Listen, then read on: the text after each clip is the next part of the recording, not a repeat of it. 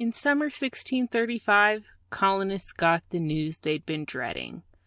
King Charles was still having trouble governing England and Scotland, but news from Massachusetts had pushed him to declare that he would now take over and assign his own governor. The colony had just proven that its ministers preached sedition and rebellion, and that its leaders were subversive. They certainly weren't loyal to the king, and they may not be loyal to the kingdom. Living alone and governing themselves, their ideas would only grow more extreme, and they could become a significant threat to the stability of the kingdom. It was time to act. You're listening to the American History Podcast with Sarah Tungsalvola, the show exploring who we are and why by tracing American history from the 17th century to the 20th. Simplifying the king's task of taking over, the Council for New England, or Plymouth Council for New England, had re-signed its charter. The Earl of Warwick had been the person who gave the Puritans their grants, but he had been forced to resign as head of the council after abusing his power and giving his friends and family an exclusive charter to a piece of land in Connecticut. More on that in just a minute. And Gorges's people were firmly back in control of the council. But Gorges felt that the Puritans had cheated him out of his land, and he'd been trying to regain control of the region for a couple years at this point. One way he could do this was to push for the region to be turned into a crown colony, and the best way to do that was to disband his own Council for New England. His joint stock company was the greatest protection the Puritans had against his own wishes, and to make things even weirder, he could cite Parliament's frequent criticisms of the council as his reason for disbanding it. The way it worked was this. When King James had approved the new Council for New England, he'd given it a lot of power. It had been primarily dominated by Gorges and his associates, who were strongly conservative Anglican royalists who Puritans accused of being borderline feudalists. Gorges's vision was a society dominated by a few leaders with grants and patents that he gave them, with farming and fishing being the basis of the economy, and with their paying him taxes to protect the entire region and conduct large-scale organization. Parliamentary dislike of Gorges, his vision, and the amount of power he'd been given in New England led Parliament to repeatedly criticize the council, but then Gorges had gone off to war, and the Puritan Earl of Warwick, who was strongly involved in colonization ventures everywhere, had taken over leadership of the council and given land which Gorges had already claimed himself to the Massachusetts Puritans. Then Warwick had been ousted, and Gorges's people were back in control of the company, but not of the colony. So now, the rights and power which had at one point been intended for Gorges was protecting the Massachusetts Puritans. After a few years of fighting, Gorges decided that his best hope for reasserting his influence in the region was by making New England a crown colony like Virginia. His council had issued all the patents in the region and was therefore essentially the legal protection of the region's colonies. When his council was protecting his enemies against his interests, his best course of action was to voluntarily dissolve it and make things easier for both him and the king. And because Parliament had scrutinized the council in the past, he could claim that his reason for doing this was to avoid a clash with Parliament, never mind the fact that Parliament had been dissolved years ago, and Charles was showing no signs of calling a new one. This opened the way for the king to declare that he was now in charge of the Massachusetts Bay Colony. It wouldn't be a matter of political or legal drama like in Virginia. The council had voluntarily disbanded. This, of course, nullified all Council for New England issued patents, including the patent for Plymouth, and for years, the Plymouth settlers would live in America without one. The king's focus was on Massachusetts, though, not Plymouth. All of Massachusetts' England-based associates were now excluded from decision-making, and Craddock in particular was convicted of usurpation, meaning he'd wrongfully claimed power and authority, and the sentence deprived him of any ability to act on the colony's behalf. And King Charles was preparing to send his own governor over. The king had already stopped one group of passengers from heading to New England. John Pym, John Hampden, and Oliver Cromwell were among the people forced to remain at home in England. Like much 17th century American history, we mostly know about this event from brief snippets in letters and diaries, so we don't know exactly what happened or why. After the Civil War, though, the prominence of the people involved made the event the subject of some intrigue. Royalists claimed that Cromwell was fleeing destitution after squandering his inheritance, and that he changed his mind about relocating when written into his uncle's will. Some parliamentarians said that Cromwell, Pym, and Hampden had decided to emigrate after seeing no end to English oppression, and still other parliamentarians argued that the event couldn't have taken place at all because Cromwell would never have sought refuge in America with so much at stake at home. As evidence, they argued that the ships the detainees were reputed to have boarded did sail for New England, meaning that most, if not all, of the passengers had been allowed to go, and that anyone who had stayed behind must have therefore done so voluntarily. Debate over the event is a funny little example of the emotions of the time, and we don't know what the exact story is.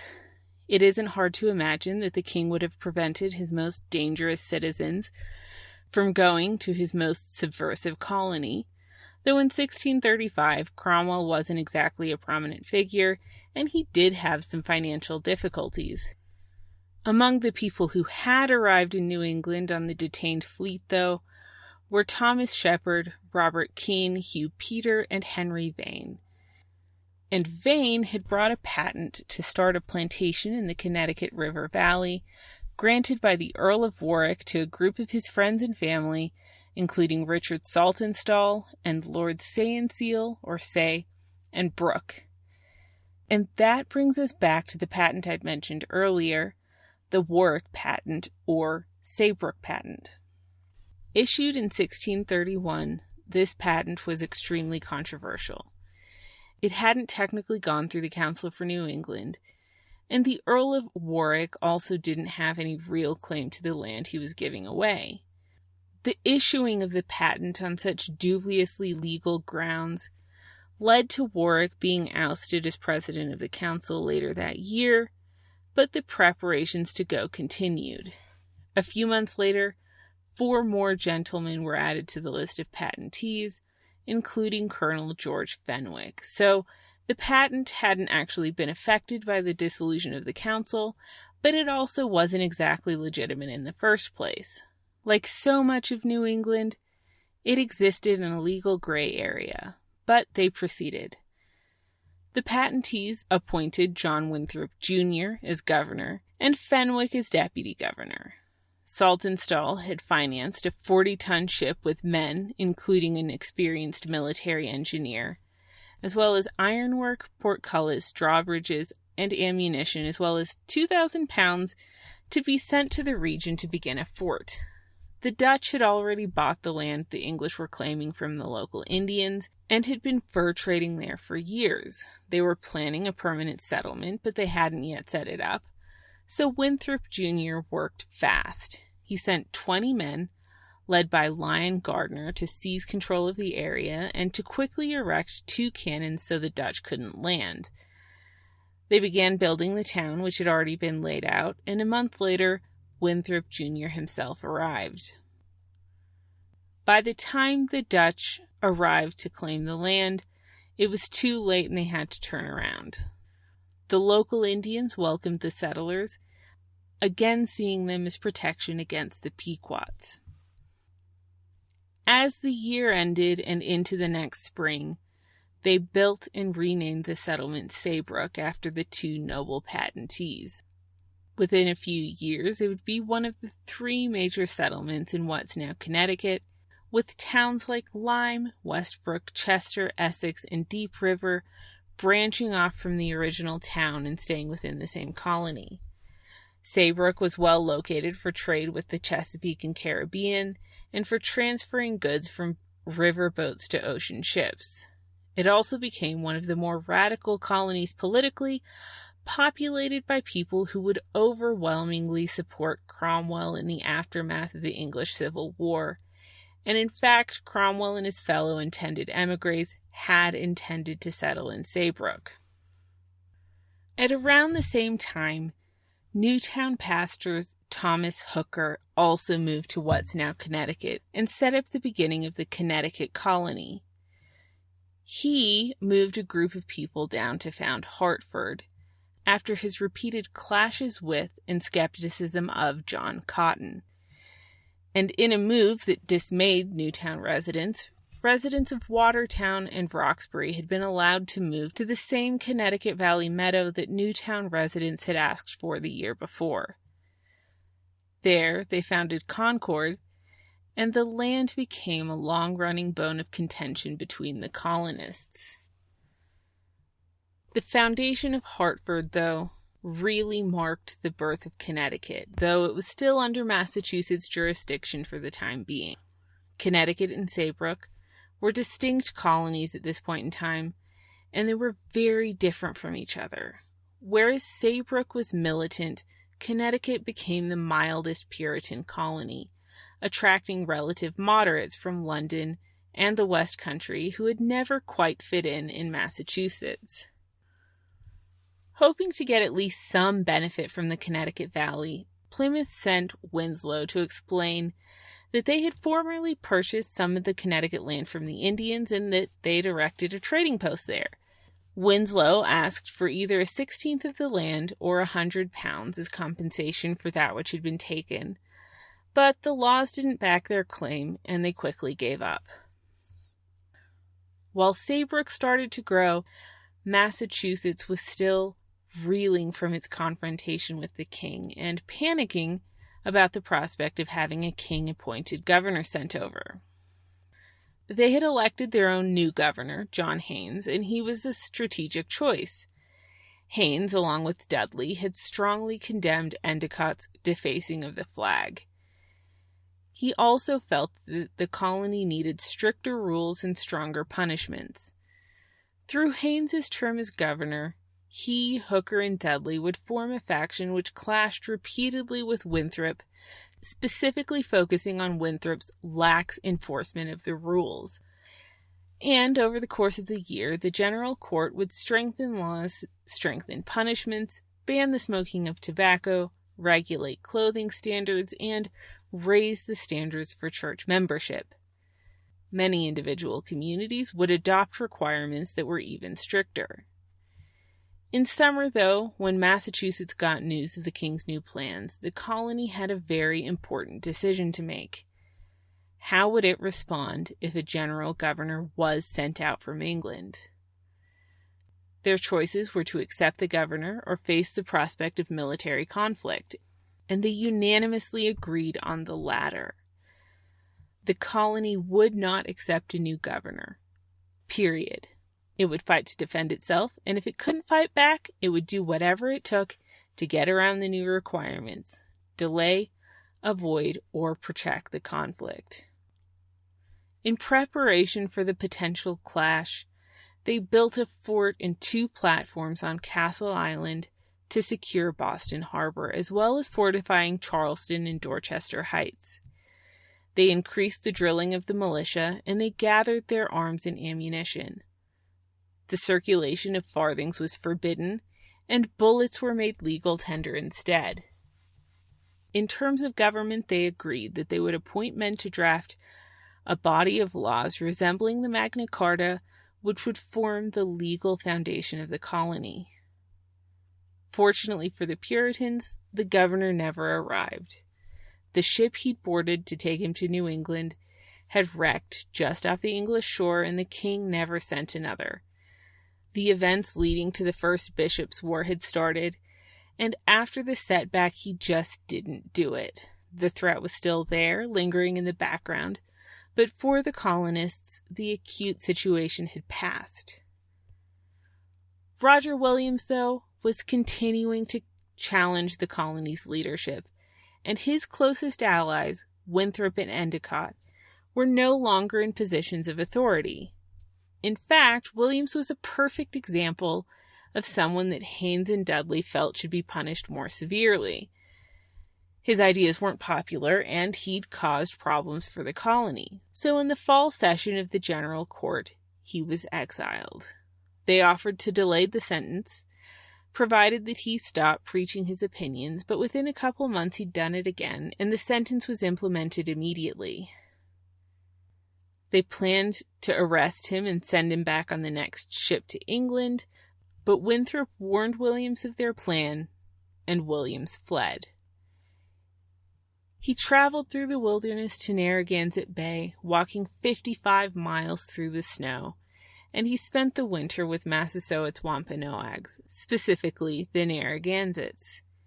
He already knew some words of their Algonquin language, but over the winter he became proficient enough to write a book on it. He grew to greatly respect their culture and even some aspects of their religion, though he refused to take part in the aspects he felt might be influenced by the devil. He started to understand what made the Indians tick and in which ways he felt that they were superior to the Puritans, with their welcoming nature topping the list. He was greatly impacted by his time with them, and he became the greatest cultural bridge between the two peoples. In the spring, Williams bought land from Massasoit, and a handful of Salem settlers went to join him. Hugh Peter had taken his place as pastor of the Salem church, and Peter had immediately drawn up a new church covenant and required everyone to subscribe to it. People who preferred Williams' fire to Peter's moved to Williams' new settlement, which soon became Providence, Rhode Island. Williams had been someone whose uncompromising honesty and willingness to take unpopular or inconvenient positions had gotten him banished. Hugh Peter had Williams' penchant for being uncompromising, but in him it took a harsher form. In fact, years later, rumors would circulate that he had been King Charles's executioner, and there's decent reason to believe that he was the first to suggest the execution. And that's really a good illustration of the type of perspective he embraced. Harsh, even brutal, theocratic, and with a preaching style that some considered inspiring, while others just saw it as silly. The people who remained in Salem grew to embrace him, though, in a way that they'd never embraced another preacher. With the king's governor gone, Massachusetts was once again free to govern itself, and for the rest of the year, the colony simply grew quietly. Endicott's year forbidden from public service ended, and he became a magistrate, a role that he'd fill for most of the rest of his life. Winter set in, and things slowed down as they tended to in the cold months.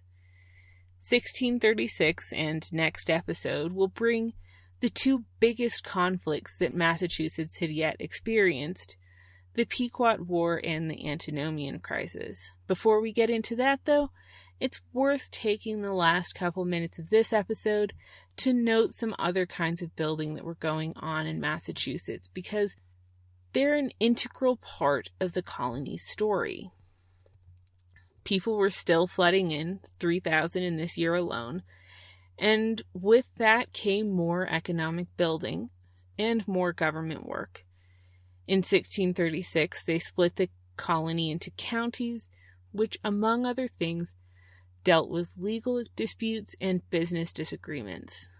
These conflicts had become too frequent for one court alone to deal with, while simultaneously dealing with elections and legislation. And the colony was building. It started plans in this year to establish Harvard, and it had already opened its first grade school, as well as setting up Boston Common. In fact, there was a steady and productive building effort, as yet unseen in the New World, with colonists who were overwhelmingly in the prime of their lives, living in a healthy climate with no fear of starvation, little fear of disease, and as much clean water as they needed.